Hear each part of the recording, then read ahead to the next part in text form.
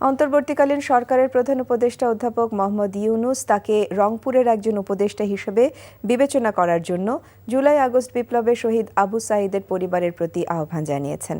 আজ প্রধান উপদেষ্টার তেজগাঁও কার্যালয়ে শহীদ আবু সাঈদের পরিবারের সদস্যরা ডক্টর ইউনূসের সাথে দেখা করতে গেলে তিনি এমন আহ্বান জানান।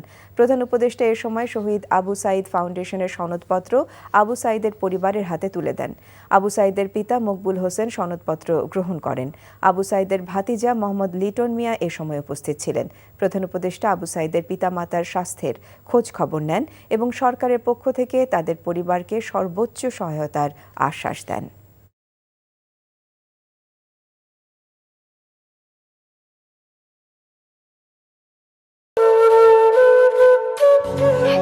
বাজে কথা বলবেন। আপনি কি বলতে চাচ্ছেন? এই চাঁদ নিয়ে আপনার গায়ে এসে পড়েছে? আজে বাজে লোক কোথাকার।